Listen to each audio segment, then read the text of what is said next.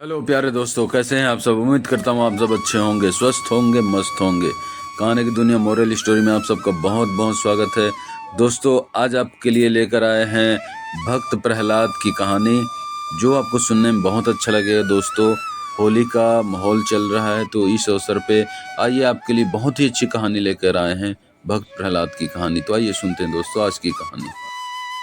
बात उन दिनों की है जब धरती पर दैत्य हिरण्यकश्यप का अत्याचार बढ़ता जा रहा था।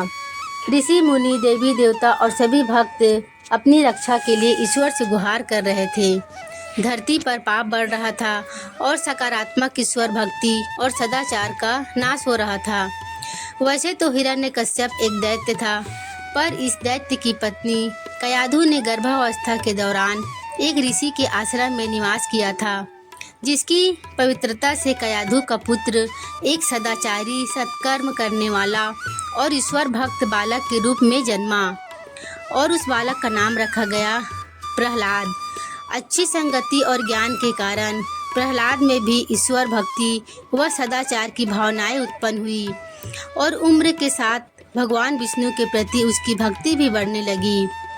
लेकिन ईश्वर के प्रति ऐसी निष्ठा व आस्था को देखकर प्रहलाद का पिता दैत्यराज हिरण्यकश्यप क्रोधित हो जाता था।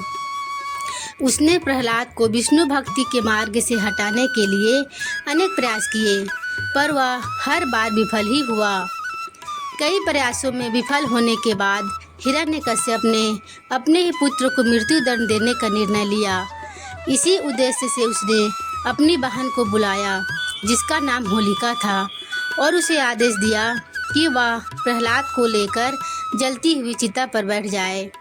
ऐसा कहा जाता है कि होलिका को कभी भी आग से न जलने का वरदान मिला था, और इसलिए उसने दैत्यराज का आदेश स्वीकार कर लिया। हिरण्यकश्यप की योजना यही थी कि जब होलिका प्रहलाद को लेकर जलती हुई चिता पर बैठ जाएगी, तो प्रहलाद उस अग्नि में जलकर नष्ट हो जाएगा। वह साथ ही उसके साथ विष्णु भगवान की भक्ति भी खत्म हो जाएगी।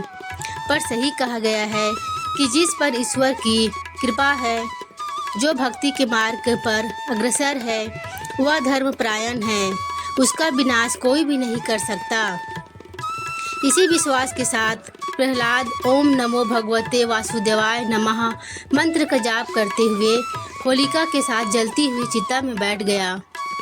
एक तरफ हिरण्यकश्यप इस बात से मन ही मन खुश हो रहा था कि अब भगवान विष्णु की भक्ति व उनके भक्त दोनों का विनाश हो जाएगा, और वही दूसरी तरफ प्रहलाद के मन में ईश्वर भक्ति व अगाध श्रद्धा थी, जिसकी वजह से आग की तेज लपटों में जलकर खुद होलिका ही भस्म हो गई। परंतु प्रहलाद को कोई भी हानि नहीं हुई, और वह उस आग से भी बचकर बाहर आ गया।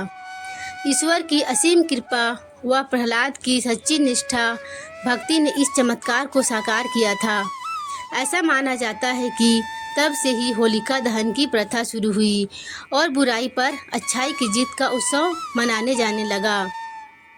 प्रहलाद और होलिका दहन की कहानी से यह सीख मिलती है कि धर्म, ईश्वर भक्ति व सदाचार के आगे कोई भी बुराई ज़्यादा देर तक नहीं टिक पाती है।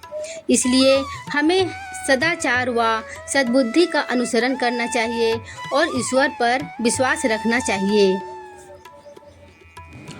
तो प्यारे दोस्तों, कैसी लगी आज की ये कहानी। उम्मीद करते हैं आपको बहुत अच्छी लगी होगी, और इस तरह का अच्छे कहानी सुनने के लिए हमारे चैनल को सब्सक्राइब करें, लाइक करें, शेयर करें दोस्तों। फिर मिलते हैं अगले कहानी में दोस्तों। तब तक के लिए बाय दोस्तों।